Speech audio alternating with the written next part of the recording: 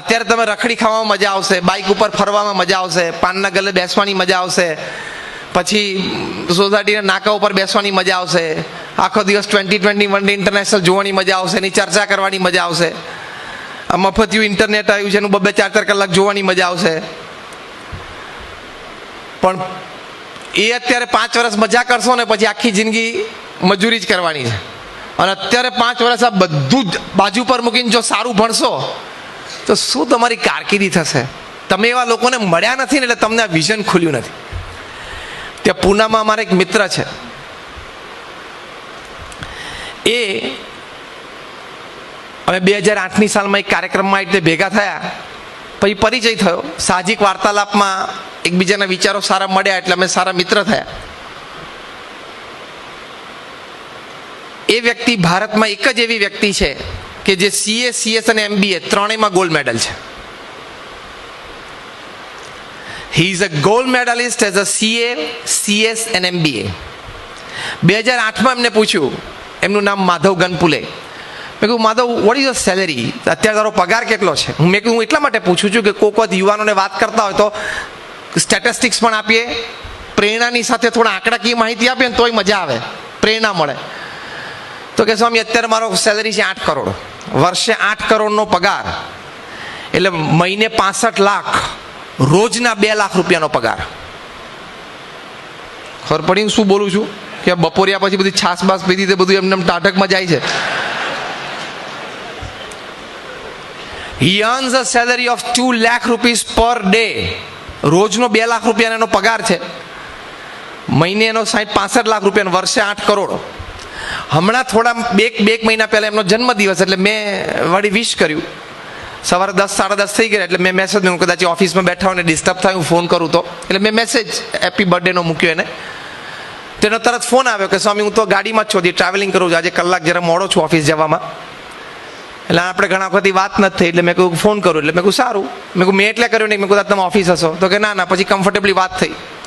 પછી મેં કહ્યું માધવ, વેર હેવ યુ રીચ્ડ? તો મને કે બસ હવે ઓફિસથી 10 જ મિનિટ દૂર છું. મેં કહ્યું એ નથી પૂછતો, પગારમાં ક્યાં પહોંચ્યો હું એ પૂછું છું. તો મને કે 20 કરોડ. અત્યારે એનો પગાર છે 20 કરોડ રૂપિયા વર્ષે, એટલે લગભગ મહિને 1.25 કરોડ, એટલે લગભગ રોજનો 5.25 લાખ રૂપિયાનો પગાર છે એનો, રોજનો. હા, જાગ્રત અવસ્થામાં બોલું છું. તમને એમ થાય કે આ બધું ગપ્પા મારે જેવું નથી.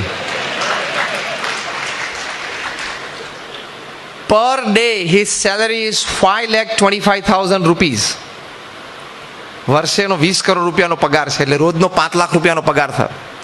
મેં કહું માધવ, તો તું તારી કંપનીમાં ટોપ પર રહીશ નહીં, કારણ કે બહુ મોટી giant American multinational company south east એશિયાના હેડ છે, અને is entitle to a private jet. એને ક્યાંક પૂનાથી બહાર જવું હોય, સિંગાપુર જવું હોય, સિડની, કારણ કે આખા સાઉથ ઇસ્ટ એશિયા સંભાળતા હોય, અને કોઈક વખત એને પ્રતિકૂળતા હોય એવા કામમાં એ કમર્શિયલ એરલાઇન પકડી ના શકે, તેને સેક્રેટરીને કહી દે એટલે ફોન કરી દે તો ચાર્ટર ફ્લાઇટ એની માટે બુક થઈ જાય, અને પૂનાથી સિંગાપુર, પૂનાથી ઓસ્ટ્રેલિયા ચાર્ટર ફ્લાઇટમાં પણ એકલા જઈ શકે. કંપની એનું 30-40-50 લાખનું પેમેન્ટ તરત કરી નાખે, એટલી એની પાસે સત્તા છે.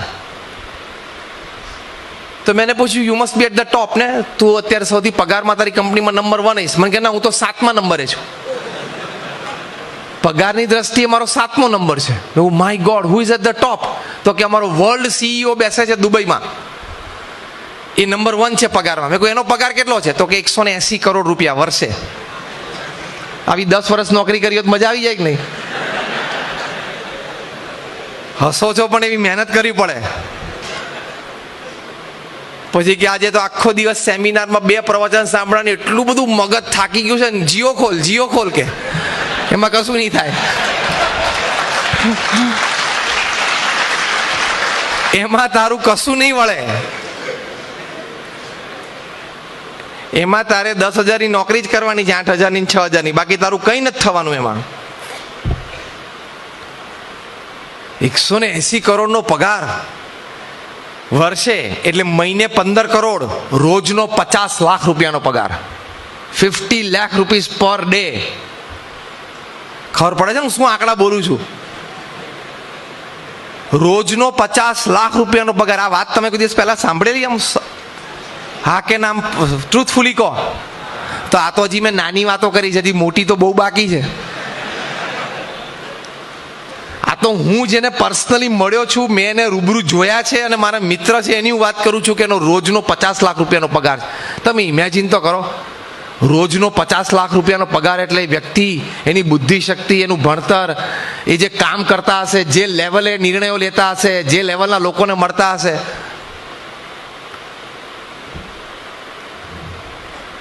પછી મેં એને બીજો પ્રશ્ન પૂછ્યો.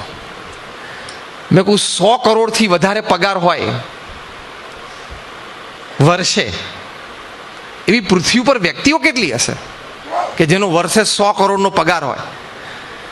એટલે કે મહિને લગભગ 8-1 કરોડનો, એટલે રોજનો લગભગ 30-35 લાખ રૂપિયાનો પગાર. રોજનો 30 લાખ રૂપિયાનો પગાર એવી વ્યક્તિઓ પૃથ્વી ઉપર છે કેટલી? તે માધવ ગનપુલે મને કે 10,000 વ્યક્તિઓ એવી છે. 10,000 વ્યક્તિઓ એવી છે જે પૃથ્વી ઉપર જેનો રોજનો પગાર આટલો છે. હવે દુનિયામાં સૌથી મોટો પગારદાર વ્યક્તિ છે ને, ઓરેકલ કંપનીના CEO છે, લેરી એલિસન. તમે નેટ ઉપર હવે પેલું જે ખોલો ને હાંજ પડે, એમાં ઓરેકલ નાખજો. ઓરેકલ કંઈક આવી વસ્તુ શોધો ને તો કંઈક પ્રેરણા મળે. ઓરેકલ સોફ્ટવેર કંપની છે એ નાખજો ને એના CEO છે લેરી એલિસન. એની પ્રોફાઇલ તમે જોજો, એનો પગાર તમે જોજો. લગભગ 300 થી 400 મિલિયન ડોલરની એવરેજ છે છેલ્લા 10-12 વર્ષની એની. એટલે 1800 થી 2000 કરોડ રૂપિયાનો પગાર દર વર્ષે છે એનો. ખબર પડી હું શું આંકડો બોલ્યો? એના 10 વર્ષ તો ખાલી પગાર ભેગા કરે ને તો આ તમારું અડધું સાબરકાંઠા ને બનાસકાંઠા ને બધું ખરીદી લે. 2000 કરોડ રૂપિયાનો વાર્ષિક પગાર છે. 365 દિવસ 400 દિવસ ગણો ધારો કે, તો 400 અને આ બાજુ 2000 કરોડ. રોજનો 5 કરોડ રૂપિયાનો પગાર, રોજ પર ડે. સાંજે 5 વાગે એટલે 5 કરોડ. બોલો, સાંજે 5 વાગે એટલે 5 કરોડ આવી જ જાય રોજ, એમ કન્ફર્મ. શું કામ કરતા હશે લોકો, શું અભ્યાસ કર્યો હશે? અને હવે તમારો વિચાર કરો, 500 જણાની લાઈનમાં તમે ઉભા રહો કે હવે આ 6,000 રૂપિયા નોકરી ગોઠવાઈ જાય જો મહિને, તો ગંગ ના આયા. તો શું તને કરવાનો, પણ ચાંદલા કરવાના તને.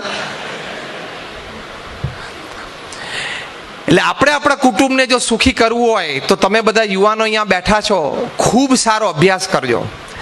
10-10, 12-12, 14-14 કલાક તમે ભણો, અને ભણીને તમારી પાસે તાકાતવાળી ડિગ્રી હશે ને તો દુનિયા ઝૂકી જશે તમારી પાસે. આ માધવ ગનપુલે મને વાત કરી, મેં કહ્યું કે તારી ઇમરજન્સી ફોન કોના આવે? કારણ કે આપણે તો આવા વ્યક્તિમાં એટલે ઇન્ટરેસ્ટ કે વાત કરીને માર્ગદર્શનને પ્રેરણા આપી શકીએ.